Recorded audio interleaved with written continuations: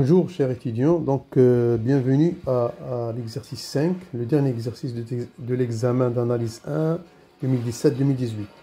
Dans cet exercice, on vous donne une fonction définie par moins tangente hyperbolique de x plus x et on vous demande premièrement de montrer que cette fonction est croissante. Voilà, tout de suite, on a f est dérivable comme différence de deux fonctions dérivables, c'est-à-dire x moins thx. Donc, on dérive f de x, donc la dérivée de la tangente hyperbolique, c'est 1 sur cosinus hyperbolique au carré plus 1. Donc, on met au même dénominateur. Vous aurez donc cosinus hyperbolique x au carré moins 1 sur sh au carré. Et on sait que quel que soit x dans R, chx, c'est exponentielle x plus exponentielle moins x sur 2. Ça, c'est toujours supérieur ou égal à 1. C'est-à-dire que quel que soit x dans R, f' de x est supérieur strictement égal à 1, ça veut dire strictement positif. Et donc, f est strictement croissante. Voilà. La question 2. On vous donne une suite, un définie via cette fonction, c'est-à-dire une suite récurrente. Un plus 1 est égal à fn, f de un. Donc, on va étudier cette suite récurrente, c'est-à-dire la convergence de ces suites. Petit 2, on a u0 dans R, et on a un plus 1 égale à f de un, quel que soit n dans n. Donc, on va aller point par point. Donc, un, c'est une suite récurrente associée à la fonction f. On a montré que f est strictement croissante sur R. Et on a f de R est inclus dans R. Puisque f est strictement croissant sur R tout entier, et on peut même calculer f, la limite en moins l'infini, vous trouvez c'est moins l'infini, et la limite de f en plus l'infini, c'est plus l'infini, en utilisant les limites usuelles de tangente hyperbolique. Cela, donc, ça prouve quoi? Que quel que soit n, un est dans R. C'est-à-dire notre intervalle ici, I, c'est R tout entier. Donc, pour étudier la monotonie de cette suite, on va étudier f de x moins x. Tout de suite.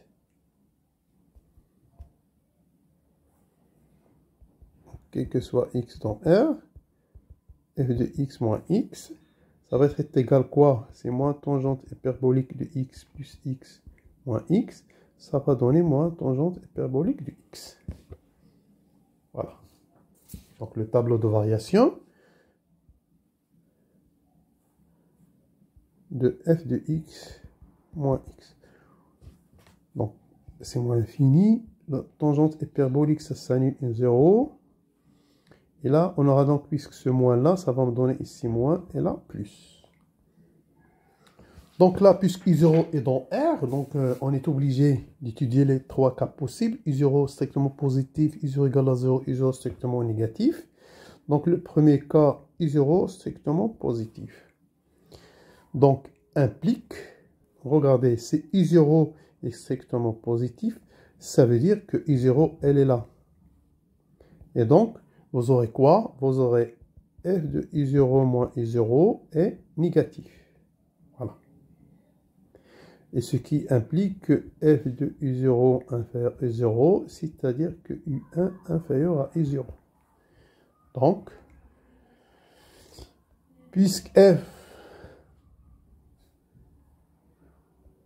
est strictement croissante sur J. Là, J, ce sera 0 plus l'infini, puisqu'on a pris I0 dans 0 plus l'infini. Et on a f de 0, c'est 0. Donc, automatiquement, j'aurai f de J sera inclus dans J. Donc, f strictement croissante, f de 0, c'est 0. Donc, f de J sera dans J. Et donc, dans ce cas, j'aurai quel que soit n, un appartient à J. Et ça, c'est d'après étoile, hein, on a quel que soit n, un est décroissante. Et donc, il sera minoré par 0. Parce que un est dans G, décroissante, elle va vers 0. Et on peut montrer ceci par récurrence. Donc, on a fait une déduction. U1 inférieur à 0, on va trouver que U2 inférieur à U1, ainsi de suite. Donc, UN décroissante minorée par 0. Donc, il admet une limite qui est donc 0. Et qui est, bien sûr, d'après le théorème, l'unique point fixe de F. Voilà. Maintenant, c'est I0, c'est-à-dire premier terme égal à 0. I0 égale à 0. On aura quoi? On aura quel que soit n, un égale à 0. En effet, on va montrer ceci, que si I0 égale à 0, un égale à 0, on va montrer ça par récurrence, n égale à 0, donc I0 égale à 0. Ça c'est vrai, donc d'après notre hypothèse. On va supposer que quel que soit n, un égale à 0, on va montrer pour n plus 1. Voilà. On a f de un égale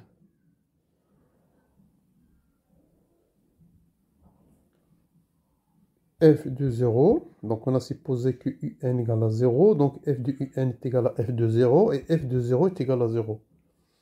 Et ça, c'est donc un plus 1 est égal à 0. Puisque ça, c'est un plus 1. Donc, qu'est-ce qu'on a montré? Donc, on a montré ça, quel que soit n, un égale à 0. Donc, la limite de un est égale à 0. Donc, c'est une suite stationnaire qui est égale à 0. Voilà. Maintenant, on passe au dernier cas.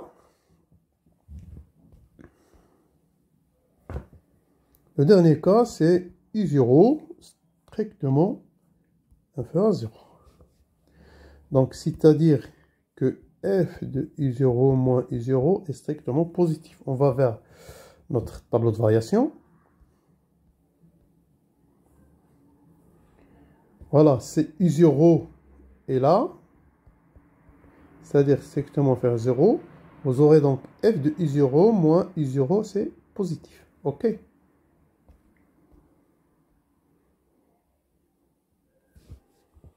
Et donc, f de I0 supérieur strictement à I0, c'est-à-dire que U1 supérieur à I0.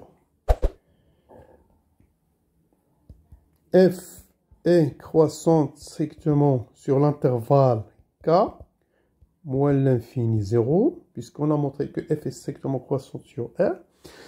De plus, f de 0, on a dit que c'est 0, ça veut dire que f de K, il est donc K. C'est-à-dire, limite f de K, ça sera dans K. Ça veut dire quoi? Que quel que soit n, un est donc K. Voilà. Donc, puisque K ici, c'est stable par f, donc la suite sera dans l'intervalle K. Puisque un est donc K, et un croissante, d'après deux étoiles, hein, d'après ça, un est croissante, on peut montrer facilement que la suite est croissante. Et majorée, elle sera donc majorée par 0. Donc, il admet une limite de suite majorée croissante admet une limite, et sa limite, c'est, ici, c'est 0. Et donc, 0, c'est le point fixe unique de f. Donc, dans tous les cas, quel que soit U0 dans R, on a montré que la limite de la suite UN, c'est 0. Et donc, ceci achève l'exercice 5 et la correction de cet examen. À l'examen prochain, Inch'Allah.